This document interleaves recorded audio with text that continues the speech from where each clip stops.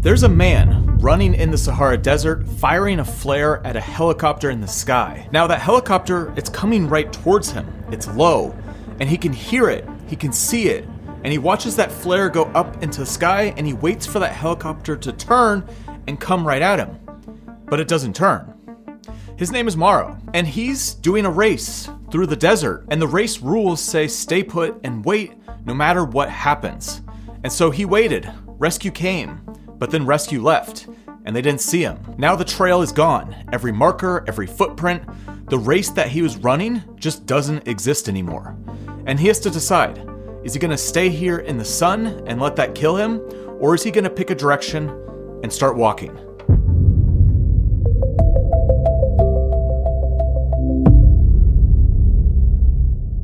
Now, real quick before we get into it, if you're into stories like this, survival, mysteries, and the strange corners of our world, told in the way you would tell them around a campfire, then make sure you hit that subscribe button, because it's one of the things that we do here on this channel. Mauro Prosperi is from Rome, and it's 1994. He's 38 years old. He's a former Olympic-level athlete and a police officer with a wife and 3 kids at home. Now, a friend told him about a really interesting race. It's called the Marathon of the Sands. It's actually an ultra-marathon. It's 155 miles across the Moroccan Sahara, run over several days in heat that can hit upwards of 120 degrees. And the whole thing is self-supported. You carry everything on your back, your food, your sleeping bag, your compass, and a little stove, a little emergency kit, and even a flare in case you get lost. Now, the organizers give you water at every checkpoint, and that's about it. Everything else you carry. Now, Mauro trains hard for this. He runs 25 miles a day. He is a competitive guy, and in the lead up, he cuts back on how much water he can drink. And he does this on purpose, day after day, trying to train his body to function while dehydrated. He wants that edge. He wants to get ahead of those other runners on this race. So April 1994. He lines up in Morocco with about 80 other runners. And for the first 3 days, it's going great. He covers something like 60 miles, and he's running well, and he's near the front of the pack. Now, the runners in a race like this string out so far that most of the time you're essentially just running alone. You might see one out there on the horizon, but oftentimes it's just you and the sand. This is a pretty grueling race. 155 miles is a long way, and it's spread out over days. And with only about 80 runners, you sometimes end up completely alone. And that's exactly where Mauro is on day 4, when the wind starts to pick up. Day 4 is one of the longest stages, over 50 miles in one single day. And that day, his temperature peaks around 115 degrees. Like, that's very hot. And Mauro is running strong, up near the front, and he's cutting across one of the smaller dunes to gain some time. And that heat, it's coming off the sand, and it starts lifting the sand off the dunes, and it builds into a full sandstorm. Now, the correct thing to do in a sandstorm, in any type of sandstorm, is just stop. You can't see where you're going. You get low, you cover your face, and you wait it out because you can't see the ground. You have no idea which direction that you're going. You have no idea of what's out there on the horizon. And as a runner, you don't want to run through something that's basically cleaning the sand around you. It's taking out all the tracks, it's taking out the entire trail. But Mauro, he's a competitor who doesn't want to lose his standing. He's near the front of the pack. So he's convinced that he can still follow this trail, even through this blowing sand, this complete sandstorm. And he just keeps running, keeps going. Now, the sandstorm is not just like a few minutes. It ends up being a pretty long one, and it lasts about 8 hours. And that's 8 hours of just being sandblasted in the face. The grit is so fierce that it makes his nose bleed. It tears up his throat as he breathes it in. And the whole time he's just moving, chasing a trail that he thinks is still under his feet. Now, the storm is essentially erasing that trail that he runs on, and he can't see it. He actually has no idea where he's going. So it's nearly dark before the wind finally lets up. He stops, shelters against a bush, puts a towel over his face, and he waits until morning, still telling himself that he's on course and he's ahead of the pack. So the next morning he gets up.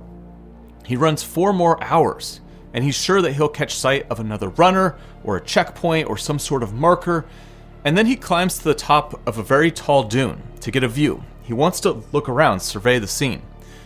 And when he gets up there, there's nothing. There's no runners, no flags, no trail, and in every direction to the horizon, there's only sand. Just long, rolling hills of sand. The storm erased every trace of the race, and he has no idea how far he's gone or in what direction he needs to go to get back on track. Mauro is alone in the Sahara, and he's already been burning through a lot of his water. He's got maybe a half a bottle left, and he knows it. So he starts rationing. He takes tiny sips, but he also knows that the sips are not going to be enough out here. It's very hot. So he remembers a story that his grandfather used to tell him back when he was a soldier. And Mauro gets desperate and starts doing the thing that nobody really wants to even think about. He starts urinating into his spare bottle, and he saves it. And he does this pretty early on while he can still produce some urine, because if you wait, you're already drying out, you won't have anything left to save. Now the second thing, the race rules say that if you get lost, you stay put and you wait for rescue. So Mauro decides to follow the rules. He waits, and he waits, and he waits.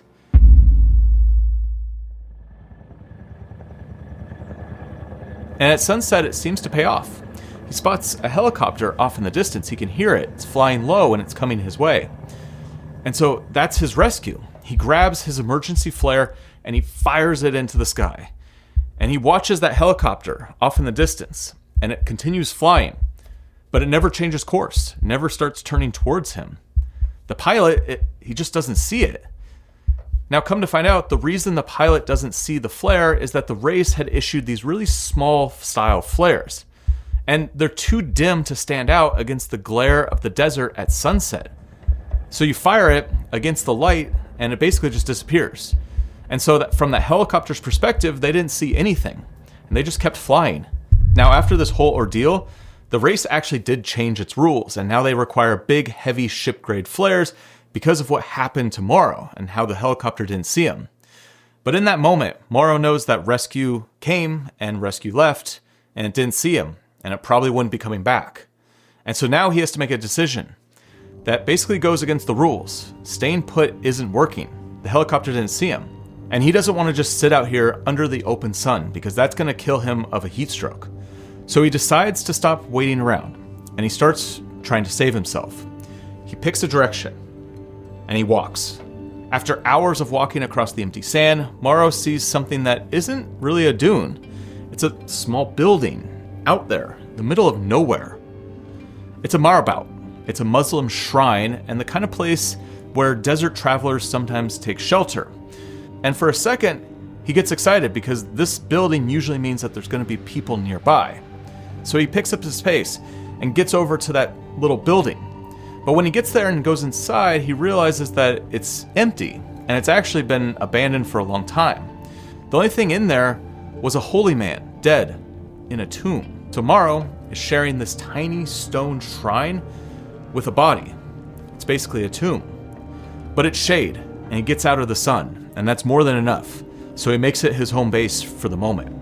And his body needs food and water, and out there in the desert, there's really not much of either. So for water, he keeps drinking his own urine. He cooks the last few remaining food rations using the same urine on his little stove. And in the mornings, he licks the dew off the rocks. He sucks the moisture out of the wet wipes in his kit. He's doing everything he can to get some sort of moisture in his body.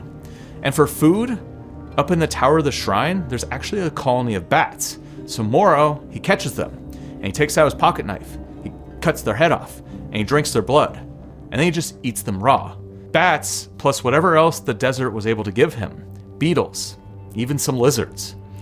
And through all of that, he plants a small Italian flag on the roof of that shrine.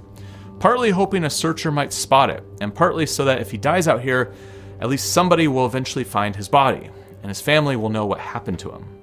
On about his fourth day lost out here in the desert, another aircraft passes overhead, and Mauro throws everything he has at it.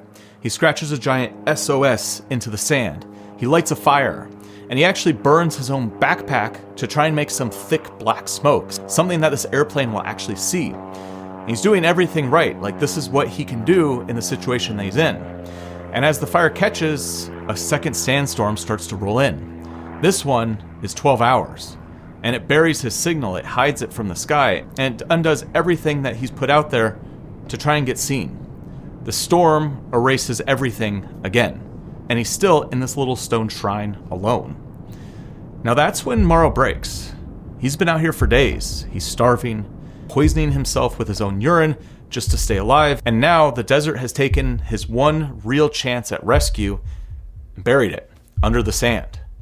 He's becoming convinced that he's going to die slowly out here, and he decides he does not want to face that slow death. Part of the reasoning was about his wife. In Italy at the time, if a person simply went missing, the family had to wait 10 years before they could declare dead, and his wife wouldn't be able to collect his police pension in the meantime.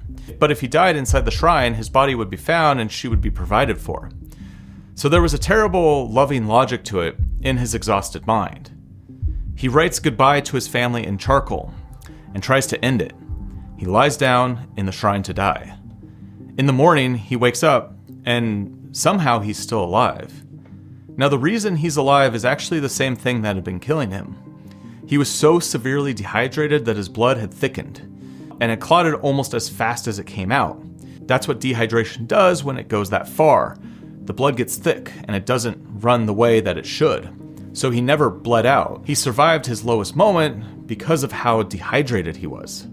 And Morrow said afterward that waking up alive gave him his determination back. If the desert wouldn't let him die, then he was going to live. And so he gets up, and he keeps walking. Now Morrow gets smart about the desert instead of fighting it.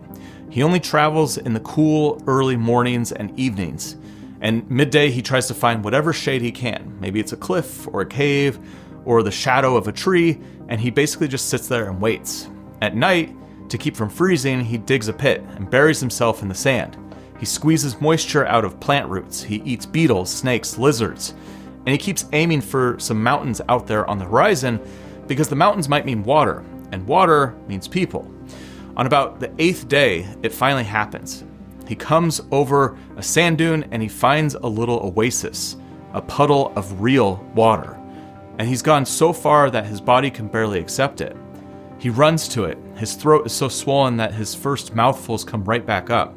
So he lies down next to that puddle and he just sips, a little bit at a time, for hours, letting his body slowly remember how to drink water again. And by the next morning, he can fill his bottle and move on. And then he sees a sign that he's been hoping for. Fresh goat droppings. Goat herders. Goats usually mean there's herders nearby. So he followed them. And the droppings led to human footprints. And the footprints led him to a little girl. A young Tuareg girl out here tending to her family's goats. It's the first sign of life that Morrow has seen. He instantly gets that adrenaline rush and runs towards her, begging for help. And she takes one look at him and she screams. And she runs off in the other direction.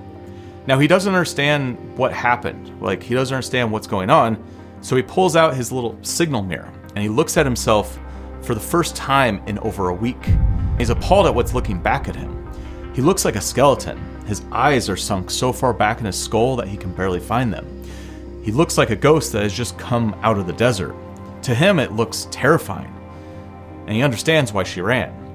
But she runs home. She tells her grandmother what she saw in the desert. And her grandmother, unsure at first, comes out to see if it's really true, if there's a person out here. And Morrow is discovered. The family takes him in, and they can see that he's not doing very well. He's near death, and he needs food. So the men of the camp get him some food, and they put him on a camel, and they carry him to the nearest village, which is a few hours away. Now, getting to civilization was not quite the end of it. When he gets to the little town, Morrow is handed over to the authorities. The problem is, he's so far from where he's supposed to be that the local police assume that he must be a spy. They blindfold him. They haul him off to a base and interrogate him. And it takes a while to sort out that this skeleton of a person that's in a running outfit is exactly who he says he is, a lost Italian marathon runner. And the reason it took so long is because where he ended up. Morrow traveled about 291 kilometers, 181 miles off course. He had crossed a mountain range, and he had walked clear out of Morocco across the border into Algeria. And that's why nobody found him. They were searching for him around the race area in Morocco, and he had walked into another country. Back in Morocco, his brother and his brother-in-law had flown from Italy to help the search.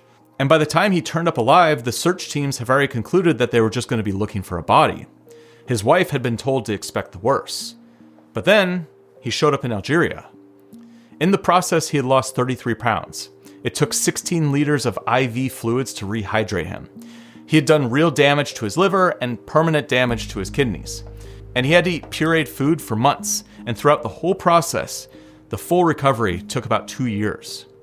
Now, the whole ordeal was about 9 days from start to finish. He traveled 181 miles in the wrong direction and somehow walked out alive. But some people don't believe his story. When Mauro got home, Italy treated him like a hero. They called him the Robinson Crusoe of the Sahara. But not everyone bought it. Patrick Bauer, the founder of the race himself, publicly called Mauro's story a fabrication. His argument was that it's impossible for a man to travel more than a couple hundred kilometers through the desert without water, that it would take a supernatural act. And he suggested that maybe Mauro got genuinely lost for a few days and then hid out to stretch the story into something he could sell. Some scientists have also raised eyebrows at the medical details. However, on the other side, a film crew later went back and eventually located that same shrine. And they found Mauro's possessions inside of it, and exactly as he described, and they even found the skeletons of the bats he had eaten. His injuries were real and documented by doctors. And the man didn't tell his story once and vanish. He told it consistently for about 30 years. Now, you'd think after this grueling experience, Mauro would stay away from the desert forever. But he actually found peace within the endless sand dunes, and he returned back to do the ultramarathon 6 more times. He said, "I feel a connection there. I love the clarity.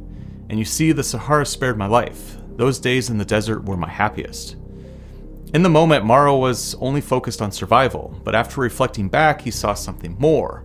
The desert didn't take from him, but rather it gave him a new perspective on his life. For us, there will be moments in our own lives that will challenge us and push us to the absolute darkest parts of our own story.